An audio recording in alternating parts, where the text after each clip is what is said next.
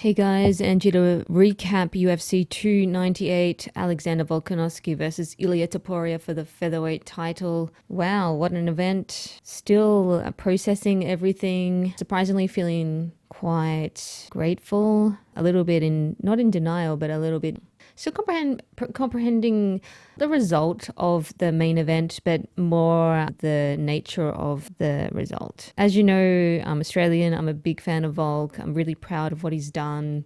I think he's had an amazing, outstanding run as a champion in the UFC, and I just feel really happy for him. Even though it's a sad moment for him, he's now coming off a second KO loss in a row.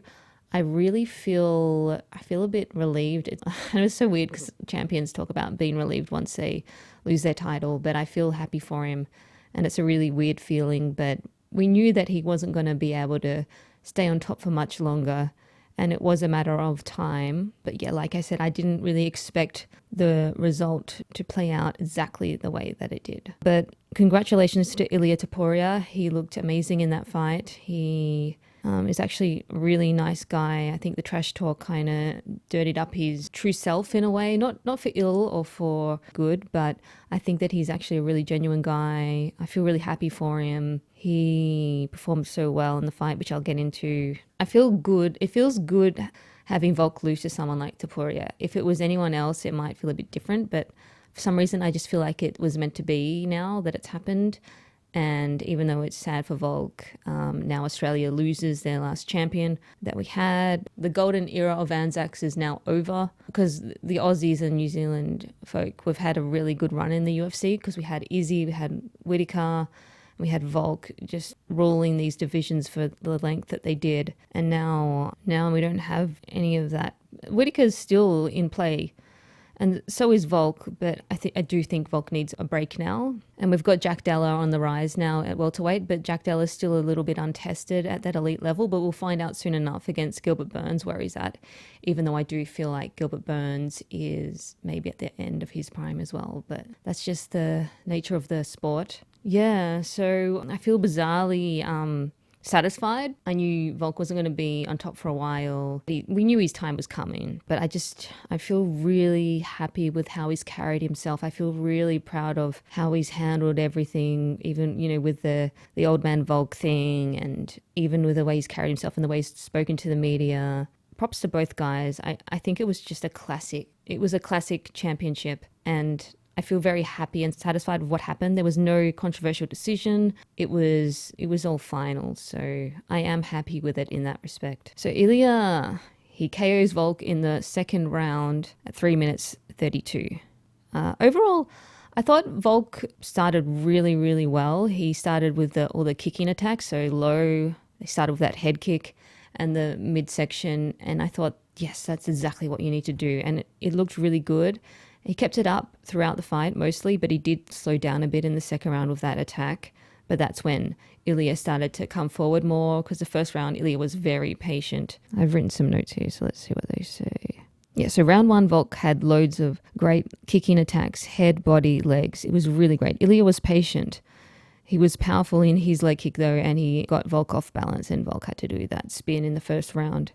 So there was a significant difference in the power. I knew ILIA was powerful, but I don't think I quite respected to what extent. And what I really underestimated with ILIA was his ability with the speed, his speed advantage. I had no idea how much quicker he was. So that was interesting. So at the end of the first round, he started finding his range of those straight punches, and he started getting really comfortable in the second round. I've also written here that looking at the two, the way that they moved, you could see the difference between a young man coming into his prime with the youthful fluidity, the way he moves, the glow of the body of someone who's a bit younger versus someone who's been through wars. And you could really see that difference in this fight. And yeah, I'm just, saying that you can't, when you have someone who's battle tested, the body has gone through so much trauma that it is worn out. And you could see that wear and tear a bit on Volk compared to how he used to look as well. So I think it's important to make note of that, because ILIA, He's had, what is he, 15-0 now. Volk's, what's his record? It's something like 24-6. Volk's had about 30 professional fights, and he's been through so many wars just to get to the belt. So he was up against someone that has a lot less tread as well. I don't feel bad for Volk going out like this, because I think that he's done exceptionally well with the path that he's had. But I think it's important to take note of that. In the second round, Ilya started opening up more. Volk was walking back more and not so much to the side or forward, because whenever Volk was walking back, Ilya, that's when he would go off on Volk. Kind of similar to what Islam did, how he knocked out Volk in the last fight. It was a similar thing. So Ilya was more willing to engage, and they were boxing. Volk landed that nice knee off the clinch. But then again, I think that Volk started to open up more with his hands, and he started to box Ilya. And some of it in the center of the cage just before he got knocked out was really cool. They were trading. Ilya's punches were definitely a lot heavier, but I did think that Volk, if he had somehow managed to keep the striking exchanges in the center, he probably wouldn't have got caught the way he did. And it just seemed very sudden. It was just 1 second and Volk was on the ground. It was like, what the hell just happened? And what else have I written here? Ilya timed the jab of Volk's low kick, which they said in the broadcast, but I did see that on the watch back. Yeah, so if Volk had managed to maybe not get caught up walking back on the cage, I think this fight could have turned out the way that I predicted. Could have been very competitive and Volk wouldn't have been stuck, but because he was cornered and pinned on the cage, Ilya didn't give him a second to see that attack that he dropped him with, or knocked him out with, I should say. And I think that was the difference. Rewatching it, shades of Dustin knocking out Connor, but a lot quicker, obviously, and a lot less punches. It was a much shorter and much more precise combination. Ilya got Volk off balance, so when he landed that knockout blow, Volk's feet were already out of position, which I think played into it, because Volk was probably more focused on getting his footing rather than defending up on top. I mean, he was anyway, but I think he had so much to think about that it really got him in a bad situation. And Ilya drops him. And that's the bit that surprises me. I thought Ilya could catch Volk, but I didn't think that he would knock him out cold like that. And it seemed effortless, and it seemed like there wasn't that much power behind it. And I know Ilya is strong, and I'm not counting him out, but it looked like he had punched someone that wasn't even a fighter. That's how it looked. And I respect Volk. I respect all fighters so much. I know I'm not a fighter. I can't talk, but I am talking about fighting right now. But it looked like there was nothing left of his chin. And maybe part of that is that he didn't actually get enough time off from the Islam knockout. Maybe that is the case. Maybe the case is that his chin has gone. And a few of you guys have commented that, he got dropped by Chad Mendes and Volk's never really had the best chin to start with. And, there's truth in that. And I haven't really looked into that too much, because Volk's been so sturdy for most of his career beyond that. But I kind of wonder now, and I hate to say it, I wonder if Volk's chin has gone now completely, because he's been through so many wars, and I mean, it's happened to the best. Once your durability goes, that's it. And that's one thing that I think might be the case now for Volk. But credit to Ilya, I did underestimate his speed. I totally underestimated the speed, and I sort of thought Volk's foot movement will get him out of these bad situations. But I think that Volk, he wasn't as agile on his feet as he normally is. Maybe that's just in my head, but I did see that there was a bit more stopping and pausing from Volk, where normally I think I could tell that mentally he knew what was going on, but there was a tiny, minuscule bit of hesitation there, because he must have known he can't have Ilya walking him back against the cage. He must have known that. But I think there was maybe some sort of inhibitions there that just happen when you get older, because I think when you're in your prime, your mental and your physical are in sync and they're at their best. But I think I can see it to fighters that once they get older, their mind they keep getting knowledge, but the body starts going down, and like the ability goes down. And when you're an elite athlete, those little digressions make all the difference. So I can see how frustrating it is. But I also did underestimate Ilya, and it was beautiful for him. It's very shocking to see Volk just fold like that, fold like a deck chair. I don't want to see Volk fight for a long time. I don't want to see him fight for another year at least, or even, I think he just needs a long break and really heal that chin. And I don't want to see the rematch either. I don't want to see it. I think Ilya would just knock him out again. Unless Ilya has a fight against, say, the next contender. Don't really know who that will be off the top of my head. I think Mozvar thinks he's next in line. He's not a standout to me. I wouldn't like to see the rematch at this stage. Maybe later down the track, maybe in a year if Volk took some time off. But then again, by the time he'll come back, he's going to be 36, 37. So yeah, who am I to say what is what? Yeah, but like I said, I think Volk's had an amazing career. So even though it is a bit sad to see it come to an end, I think he's just had an incredible career. I think he became champion in 2019, and now that's 5 years later, or 4.5 years later. That's absolutely, incredible. We're not going to see this going forward because now the competition's so high, it's going to be really hard for anyone to hold on to that belt. Even someone as talented and as young as Ilya. Ilya's not even in his prime yet, but if he's able to even have that, I'll be very surprised because the competition's just going up and up. But Ilya, if anyone could, I think Ilya can. It's exciting in a way because it's a new chapter. Good work by both guys, and yeah, I feel satisfied with that. And also I have to say, it wasn't like it was a one-sided fight. Volk did look good. I was just being really critical, but I think Volk performed exceptionally well, especially in the first round. Maybe if he had had more of a break mentally and physically, maybe he would have been able to see that shot better and react to that shot better and be a bit more disciplined about being off the cage. Because when you have burnout, you refuse to accept that you need a break. And it's a weird thing because when you're an overachiever not an overachiever, but when you work really hard all the time and you're grinding, you sort of lose perspective. That's another reason why I want Volk to have a break. And even to the extent of thinking about hanging it up, just because we've seen the best of Volk now, and I really don't want to see him turned into someone that the promotion uses to raise up other fighters. That's just my opinion. Okay, the co-main event, Robert Whitaker and Paulo Costa. This is a prediction I got right. Yay. Whitaker, though, was lucky not to get knocked out by those kicks. He just seemed to absorb it and recover, and yeah, I think it was in the first round he got kicked right at the end. So Whitaker did clearly win all those rounds, in my opinion.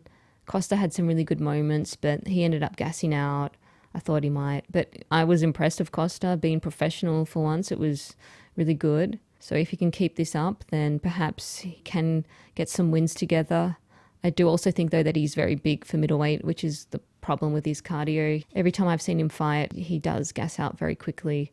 And now that he's a little older, he's probably in that weird spot of, should I stay at middleweight or should I even think about going up to light heavyweight? But a great win for Robert Whitaker. Next, I think Robert Whitaker should probably fight, I want to see him fight Sean Strickland if Sean can't get that title rematch. I love both guys, and I know it's weird that I would want them both to fight each other, but I think it'll be a really interesting fight, and I would love to see how that plays out. For Costa, yeah, I think just keep plugging away. Think about whether you want to stay at middleweight. He'll figure something out. Ian Garry and Jeff Neal. I predicted that Jeff Neal would possibly KO Ian Garry. You could see watching this fight that he had all the potential to do so, but he was respecting Ian Garry. Rightfully so. Ian had those knees that he caught him with. He had a few tools, but I do think that it was Jeff's. It felt like the fight was in Jeff Neal's hands because Ian was fighting very passively, like on the counter, and Ian was playing it safe. I felt like Jeff Neal didn't want to risk it, or I know people say that sometimes he doesn't show up. I felt like this was one of those nights, and I knew it was possible, but I just feel like he could have done a lot better. Ian Garry, though, props to him. He still won the fight. People hate on him, but he's still doing his thing, and I respect that. That's actually a silver lining I take from Ian. He's a really good role model. If everyone turns on you, just keep going. It was a bit of a dissatisfying fight, though, because you felt like Jeff Neal could have done more. Even Ian could have possibly done more, but he didn't need to. He just won the fight on points. So I got to say about that. Jeff Neal, yeah, I hope he doesn't have any bad injuries still. I hope he can fight back and maybe find a new contender. Ian Garry, I think I really want to see Ian fight someone like Jack Della, like another young, hungry prospect, or even Sean Brady. I'd love to see him beat one of those guys, but I know that that's not going to happen. I think Colby Covington will be a really weird matchup because Colby's going to be way, way shorter than Ian, because Colby's not a big welterweight. It's going to look really weird. I kind of hope for Colby that he doesn't take that fight. if he's wrestling someone that much longer and lankier than him, he's going to have zero success. If he's able to pull the trigger though, unlike the last fight, and get on the inside, he could actually do some damage, but it will have to be a 5-round fight for Colby. Yeah, it's kind of interesting actually, but we'll see what happens. MERAB, DVALISHVILI and Henry CEJUDO. So MERAB comes on top via decision. I thought he might, but I was very impressed by Henry in the first round. He showed that he had a speed advantage and he was being really slick with some of that striking. He kind of rocked MERAB in the first round, but it didn't last long. Oh yeah, he hurt his arm. Maybe when he hurt his arm, it all went down from there, but MERAB eventually took over. I was a little bit surprised though. I thought MERAB would have looked better from the first round. I think he was kind of lucky that Henry lost his mojo a bit. But having said that, I think MERAB would have taken over anyway. And yeah, it was exciting when I was watching it, but then it got a bit weird with all of that. Anyway, I won't go into that. But I would like to see MERAB fight O'Malley, but I think, this is going to sound really weird, but I think O'Malley beats Vera. O'Malley's been preserved. He's looked after his body on the way to the belt. He's only had one really bad fight, the Pyotr fight, where he got a bit bloodied up and knocked around. He didn't get touched at all, I don't think, in his last fight with Aljo. I think he's going to get the better of Vera. And I think by the time MERAB gets to him, MERAB's going to be a little bit worn out. And I think O'Malley's just gotten so much better now. People are so focused on him being O'Malley with all the sugar and glitter. Well, not glitter, but colours, I should say. I think people have completely lost perspective of how much he's improved and how much he's been training and how serious he is. So yeah, I don't think he can actually beat O'Malley by the time he gets to him.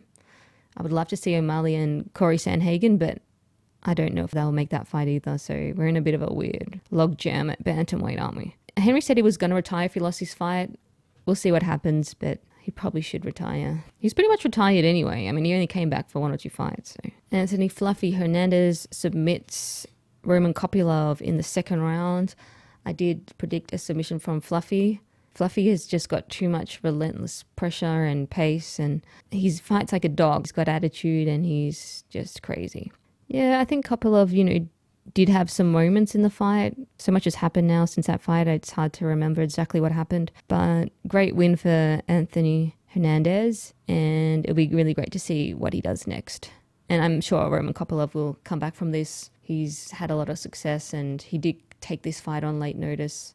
So it'll be good to see him get a nice matchup too. Yeah, so that's about it. Thanks for all the support. It's a little bit overwhelming, to be honest. I'm like, what the I mean, no, it's nice.